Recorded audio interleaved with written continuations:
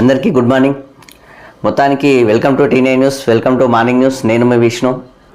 So దానికి సంబంధించిన వార్త. దాంతోపాటు అది కులగణన కాదు, కుల సర్వే అని చెప్పేసి సర్క్యులర్లతో సర్వేగాను పేర్కొన్నారు.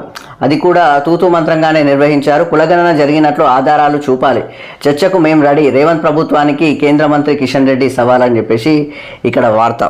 మొత్తానికి తెలంగాణలో కులగణన జరగడం వల్ల ఆ కులగణను వాస్తవానికి దేశవ్యాప్తంగా ఆ కులగణనను ముందుకు తీసుకొచ్చిన తరహాలా ఇప్పుడు దేశవ్యాప్తంగా జనగణనతో పాటు కులగణన జరుగుతుంది. ఇది మంచి ఆలోచన, మంచి విషయం. కానీ తెలంగాణలో ప్రభుత్వం చేయలేదు, ఆంధ్రప్రదేశ్లోనే చేస్తుంది, అదే కరెక్టు. భారతదేశంలోనే జనగణన చేస్తుంది మొత్తానికి, అదే కరెక్టు అనే విధంగా కాకుండా మన దేశాన్ని, మన రాష్ట్రాన్ని గౌరవించే విధంగా మన రాష్ట్రాన్ని ఫస్ట్ గౌరవించు. నువ్వు ఇక్కడ నువ్వు పార్టీ కోసం పనిచేస్తున్నట్టే కనిపిస్తుంది, కానీ రాష్ట్రం కోసం పనిచేస్తున్నట్టు మాత్రం ఏడలేదు. నిజం చెప్పాలంటే ఇక్కడ ఆడ ఉన్నదే 3-4 బీసీ నాయకులు ఉన్నారు. ఆ బీసీ నాయకులను ఎవరిని అధ్యక్షుని చేయాలన్నా కూడా అర్థం కాక సంవత్సరం నుంచి అదే లొల్లి ఉండేది. సంవత్సరమే కాదు, 2 సంవత్సరాలు ఇప్పటికీ 2 సంవత్సరాల నుంచి కూడా రాష్ట్ర అధ్యక్షుడు ఎవరో డిసైడ్ చేస్తలేరు. అదే లెక్కలు నడుస్తుంది. అది 5-6 మందిలో ఎవరినో డిసైడ్ చేయలేని బతుకు తెరువులు ఉన్నాయి. ఆడ మెయిన్గా ఉన్న కీలక నేతలు వాళ్ళే కదా. ఎవరు ఉన్నారు?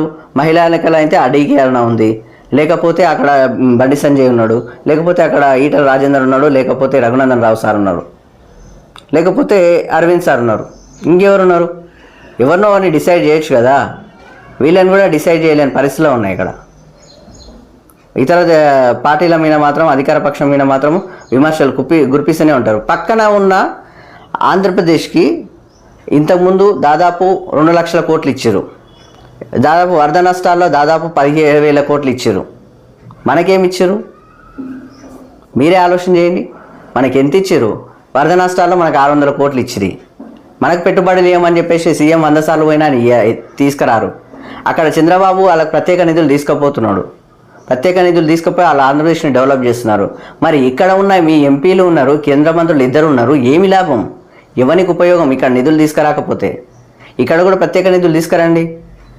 సొంత ఇంటికి తీసుకురానికి ఎంత బరువు ఎందుకు మీకు? పార్టీ కోసం పనిచేస్తున్నారా, ప్రజల కోసం పనిచేస్తున్నారా?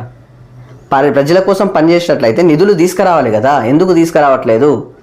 ఇక్కడ నుంచి తెలంగాణ మీదకెళ్ళి అన్వాత ఆంధ్రప్రదేశ్లో దిగుతున్నారు, ఆంధ్రప్రదేశ్లో పెట్టుబడులు పెడుతున్నారు. మరో 1 నెల రోజుల్లో మళ్ళీ పెట్టుబడులు మళ్ళీ పెడుతున్నారు అక్కడ. ఎందుకంటే అక్కడ ఎన్డీఏ సర్కార్ ఉందనే. మరి తెలంగాణకి ఏమైంది?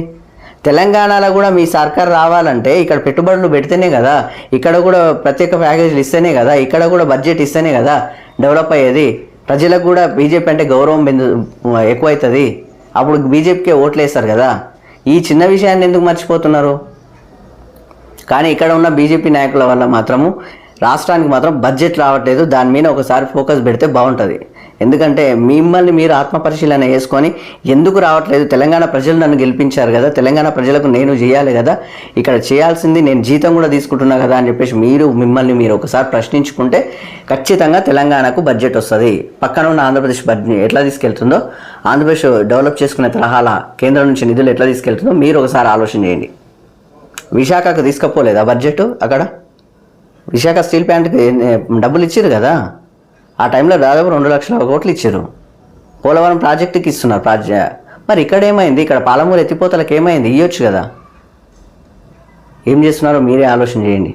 ఇక్కడ ఉన్న నీటిని తీసుకొని పోతుంటే కూడా మీరు ప్రేక్షక పాత్ర వహిస్తున్నారు. ఇక్కడ ఉన్న బీజేపీ ఎంపీలు, కాంగ్రెస్ ఎంపీలు కూడా అంతే. కాంగ్రెస్ ఎంపీలు కూడా మాట్లాడండి. ఎందుకు మాట్లాడారు?